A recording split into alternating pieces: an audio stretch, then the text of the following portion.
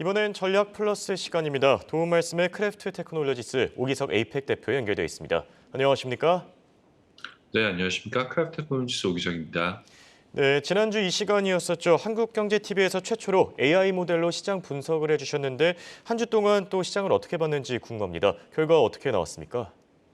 네, 오늘 방송에서도 이제 저희 AI 모델로 지금 시장 상황을 좀 분석한 키워드, 핵심 키워드들을 좀 준비를 해봤는데요. 전반적인 이제 현재 시장 상황을 저희 AI 모델이 분석하고 있는 건, 어, 한 단어로만 좀 하자라고 하면 복합적이다라는 이야기를 좀 드리고 싶고요. 그 긍정적인 부분도 있고 지금 부정적인 부분도 나타나고 있는데, 지금 긍정적인 부분 같은 경우는 중국 경제에 대한 부흥, 의 경우 이제 호주나 동남아시아 쪽으로 이제 이익이 좀 많이 발생할 수 있지 않을까, 투자 기회가 발생할 수 있지 않을까라는 그런 전망들이 나오고 있고요.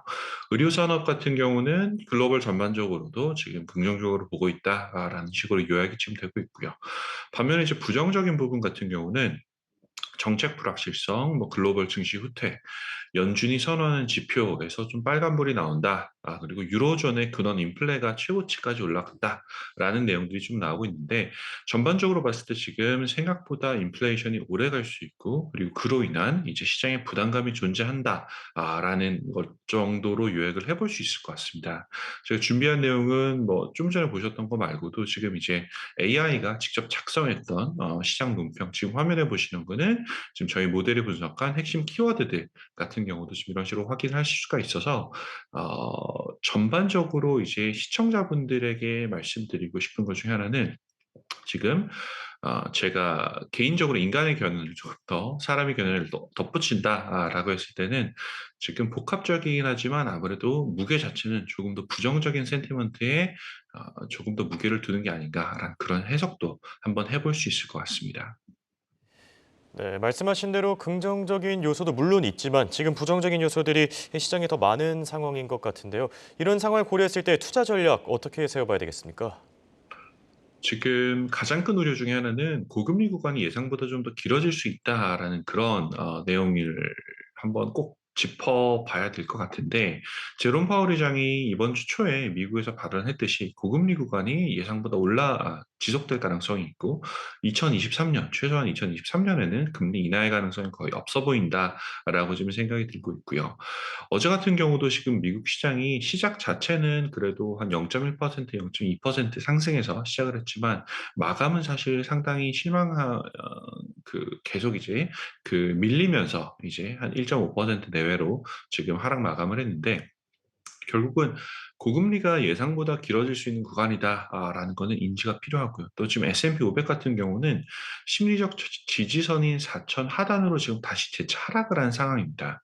200일 이평선 같은 경우도 지금 아직은 살아있긴 하지만 강한 테스트를 받고 있는 그런 상황이고요. 아무래도 고금리가 장기화되면 주식시장의 매력도 자체는 하향 조정될 가능성이 높을 수밖에 없습니다.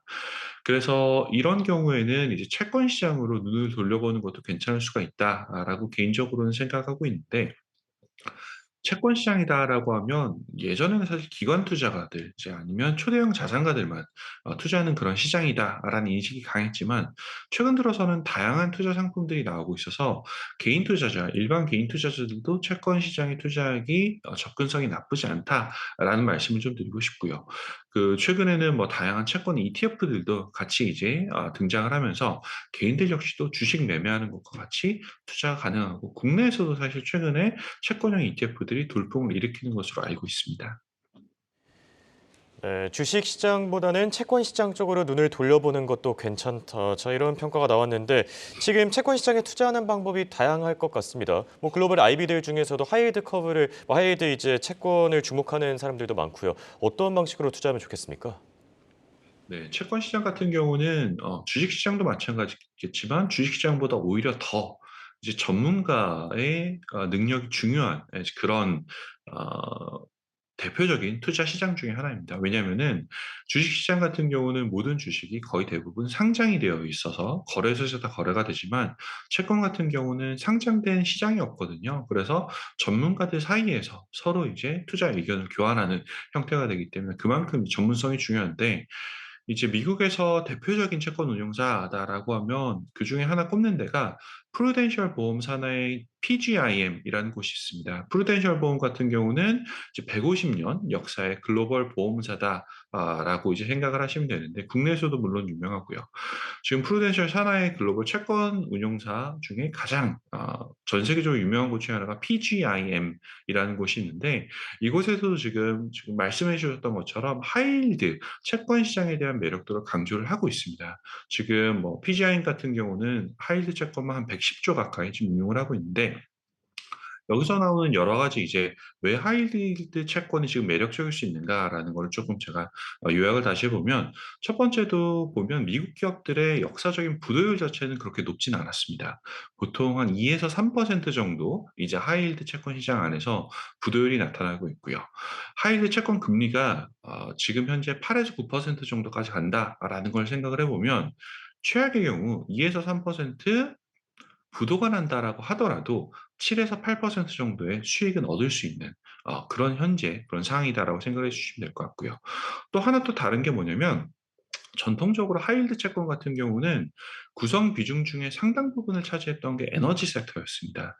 ESG라든지 아니면 여러 가지 정책적인 규제들로 인해서 에너지 섹터들, 특히 이제 미국에 있는 에너지 섹터, 뭐 셰일 가스 업체라든지 이런 업체들이 상당히 이제 하이힐드 채권 시장에 많이 포함이 되어 있었었는데 이 하이힐드 채권 같은 경우는 작년부터 이어지는 고유가로 인해서 체질이 오히려 굉장히 많이 역설적으로 좀 개선이 되고 있거든요.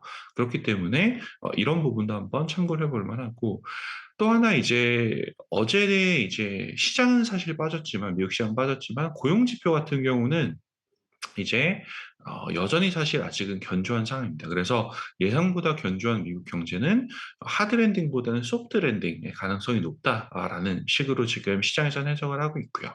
그런 경우는 사실 이제 기업의 부도 위험은 여기서 많이 올라가기는 지는 않을 거다라는 것.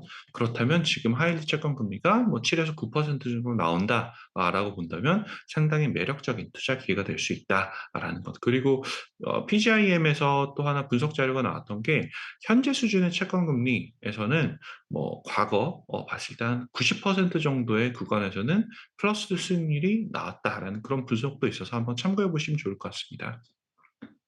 네, 말씀해 주신 대로 좀 매력적인 투자 대안이 되지 않을까라는 생각도 드는데 국내 투자자들 분들 중에서는 이게 익숙하지 않은 분들도 있을 것 같습니다. 이런 네. 하이힐드 채권 어떻게 하면 조금 더 편하게 투자할 수 있겠습니까? 앞서도 사실 잠깐 말씀드렸던 것처럼 최근에 뭐 ETF 시장에서 워낙 다양한 채권형 상품들이 나오고 있습니다. 지금 차트상에서 보시는 거는 이제 좀 전에 말씀드렸던 PGIM의 PHYL이라는 ETF랑 대표적인 뭐 인플레이션 해칭 ETF인 TIPS 그리고 미국 장기 국채인 TLT의 한 과거 3년 정도 수익률을 봤을 때 역설적으로 위험하다고 일반적으로 생각하는 하이힐드가 성과가 사실 제일 좋았죠. 그래서 지금 보시는 것처럼 요건 이제 ETF들인데 해외 주식 거래하시는 거 거의 동일하게 ETF로 거래를 하실 수 있다라는 말씀을 한번 드리고 싶고요. 지금 다만 이제 보시는 것처럼 미국의 장기 국채 ETF TLT 같은 경우는 낙폭이 사실 과거 3년 동안 35%에 달하는 상황이어서 올 하반기에는 오히려 반대로 투자 기회도 사실 발생할 수도 있다라는 생각은 듭니다. 그래서 제롬 파월 의장이 채권 시장 혹은 사실 지금 글로벌 주식 시장에서 가장 중요한 방향키 역할을 하는 게 사실인데 미국 금리가 이제 올 한 중순쯤 고점을 달성하고 나면 그때는 이제 다시 현재는 하이힐드 채권의 매력도가 높겠지만 그때는 다시 조금 더 장기 국채에 대한 이제 낙폭 과다했던 채권 시장이 다시 정상화되는 이제 그런 국면도 발생할 수 있으니 올 중순 혹은 하반기부터는 장기 국채도 한번 관심 가져보시면 좋을 것 같습니다. 지금까지 홍콩에서 크랩 테크놀로지스 오기석이었습니다.